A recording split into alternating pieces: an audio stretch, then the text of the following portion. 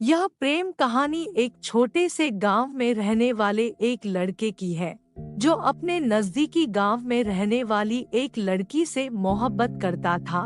वे दोनों एक दूसरे को बहुत पसंद करते थे, पर उन्हें पता था कि उनके इस रिश्ते को उनके घरवाले कभी भी स्वीकार नहीं करेंगे।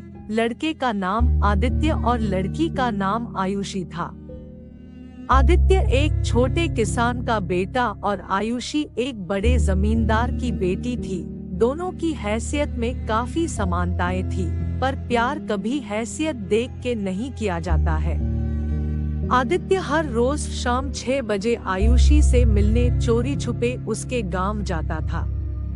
वहां वह तालाब के किनारे बैठकर अपनी शादी के सपनों को पूरा करने के बारे में बातें करते थे। चोरी छुपे मिलना उनकी मजबूरी बन गई थी, क्योंकि गांव में अक्सर ऐसे रिश्तों पर सवाल उठते थे और गांव के लोग चाहते थे कि उनके बच्चों का विवाह उनकी जात बिरादरी के अंदर ही हो, ना कि बाहर। और आदित्य और आयुषी की जात बिरादरी भी अलग अलग थी, इसलिए उन्हें इस बात का भी डर सताता रहता था। रोज रोज आदित्य का घर से एक ही समय पर निकलना और पास के गांव जाना उसके पिताजी को थोड़ा अजीब सा लग रहा था कि वह रोज इस समय क्या करने जाता है। तो एक दिन अपने शक को दूर करने के लिए उसके पिता ने मन ही मन उसका पीछा करने का फैसला किया और अगले दिन ही उसका पीछा किया। जब आदित्य दूसरे गांव पहुंचा, तो उसके पिता ने देखा कि वह राजौरी गांव के जमींदार की बेटी आयुषी से मिल रहा है और उसके साथ गले लग रहा है। इसे देखकर उसके पिताजी को शर्मिंदगी महसूस हुई और वे वहां से चले गए। फिर जब थोड़ी देर बाद आदित्य घर पहुंचा, तो उसके पिता ने पूछा कि तुम आज राजौरी गांव में क्या कर रहे थे। आदित्य ने कहा कि मैं बस अपने दोस्त से मिलने गया था। पिताजी ने उसकी झूठी बात सुनते ही गुस्से में आकर उसे एक तमाचा मारा और कहा कि तुम दोस्त से मिलने गए थे या अय्याशी करने गए थे। मैंने तुम्हें आज राजौरी गांव के जमींदार की बेटी आयुषी के साथ देखा था। तुम क्या कर रहे थे उसके साथ?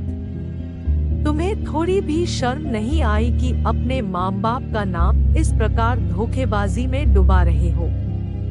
तुम्हें शुक्र करना चाहिए कि मैंने आज तुम्हें देख लिया। अगर गांव का कोई और व्यक्ति देख लेता तो बदनामी होती और उस लड़की के भाई तुम्हारे हाथ पैर तोड़ डालते। आदित्य अपनी की गई गलती पर शर्मिंदा होता हुआ अपने पिता से कहता है, मुझे माफ कर दीजिए, मुझसे बहुत बड़ी गलती हो गई। मुझे आपको यह बात पहले ही बता देनी चाहिए थी कि मैं आयुषी से बहुत प्यार करता हूँ और मैं उसके बिना एक पल भी नहीं जी सकता। यह सुनकर उसके पिता उससे कहते हैं, बेटा देखो, ये बात तुम्हें भी पता है कि वह हमसे हैसियत में कितने बड़े हैं और वह तुम्हारे इस रिश्ते को कभी नहीं स्वीकारेंगी, इसलिए बेहतर होगा कि तुम उसे भूल जाओ। अपने पिता की बात सुनकर आदित्य काफी मायूस हो जाता है और पूरी तरह से टूट जाता है। काफी समय बीत जाते हैं आदित्य और आयुषी को एक दूसरे से मिले हुए, जिससे आयुषी परेशान होने लगती है कि आदित्य उससे मिलने क्यों नहीं आ रहा है। कुछ और दिन बीत जाने के बाद आयुषी की टेंशन और भी बढ़ जाती है, इसलिए वह आदित्य के गांव की तरफ जाती है। आदित्य से मिलने के लिए वह जा रही होती है कि अचानक रास्ते में चलते हुए एक लड़के से टकरा जाती है और वह लड़का कोई और नहीं बल्कि आदित्य ही होता है। वह उसको देखते ही उसके गले लग जाती है और रो रो कर उसका हाल बुरा हो जाता है। उससे कहती है, तुम मुझसे इतने दिनों से मिलने क्यों नहीं आ रहे थे? पता है मैं कितना परेशान हो रही थी कि कहीं तुम्हें कुछ हो तो नहीं गया, पर शुक्र है कि तुम ठीक हो। आदित्य आयुषी को चुप कराता है और उसे अपनी सारी बातें साफ साफ बता देता है कि मेरे पिता ने मुझे तुमसे मिलते देख लिया था और हमें एक दूसरे को भूल जाने को कहा था, इस पर आयुषी आदित्य से पूछती है कि क्या तुम्हारा प्यार इतना सच्चा है कि जब कोई मुसीबत आए तो तुम हमारे प्यार को भूल जाओगे? यदि मुसीबत आ गई है तो हम दोनों सामना करेंगे। मैं अपने पापा से तुम्हारे बारे में बात करूंगी कि हम दोनों एक दूसरे को कितना प्यार करते हैं। इस पर आदित्य आयुषी से कहता है कि नहीं, तुम ऐसा कुछ नहीं कहोगी। मैं नहीं चाहता कि तुम अपने परिवार के सामने शर्मिंदा हो और उनका दिल दुखे, इसलिए बेहतर होगा कि हम अब एक दूसरे को भूल जाएं। इतना कहने के बाद आदित्य वहां से चला जाता है, लेकिन वह मन ही मन बहुत रो रहा होता है, ये सोचकर कि उसका हमेशा का प्यार अब खत्म हो जाएगा। आयुषी उदास होकर घर पहुंचती है, लेकिन वह आदित्य के बात को टालते हुए अपने पिता को अपने प्यार के बारे में बताती है और यह दर्शाती है कि वह आदित्य से कितना प्यार करती है। यह सुनकर आयुषी के पिता बहुत गुस्से में आ जाते हैं। गुस्सा इसलिए ना कि उसने प्यार किया, बल्कि इसलिए कि उसने एक किसान के बेटे से प्यार किया। फिर उसके पिता कहते हैं कि चाहे तुम जीते जी मर जाओ, लेकिन मैं तुम्हारी शादी किसान के बेटे के साथ कभी नहीं करवाऊंगा। तुम्हें हमारी हैसियत को देखकर प्यार करना चाहिए था। हमारी भी इज्जत है।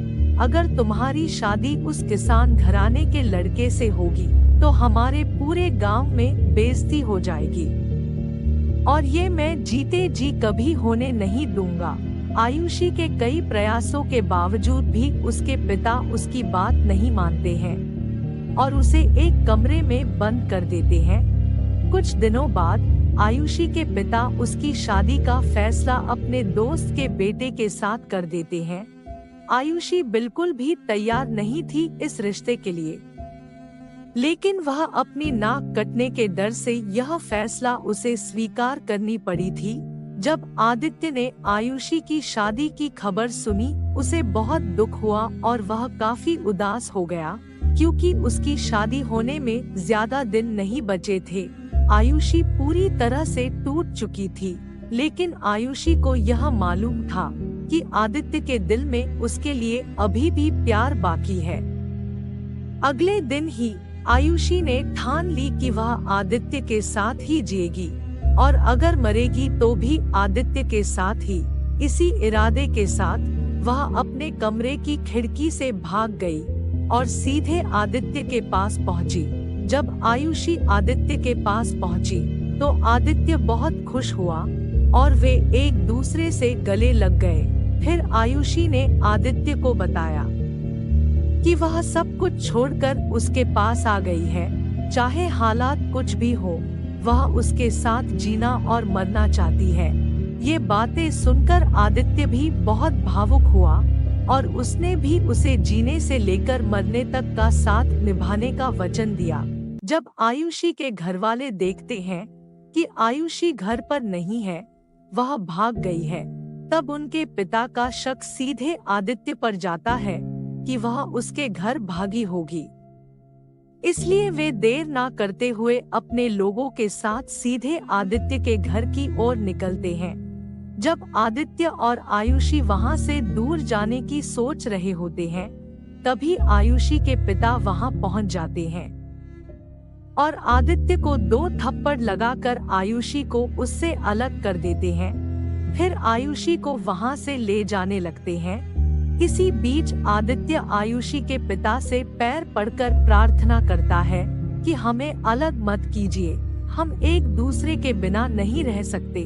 परंतु आयुषी के पिता उसकी बात नहीं सुनते और गुस्से में उसे गोली मारकर हत्या कर देते हैं। यह सोचकर कि अब यह लड़का ही नहीं रहेगा तो आयुषी भी अब कहीं नहीं जाएगी और उनकी गांव में बेइज्जती से भी बच जाएगी। आदित्य मर चुका था और अगले दिन आयुषी की शादी होनी थी, पर आयुषी इस शादी के लिए बिल्कुल तैयार नहीं थी।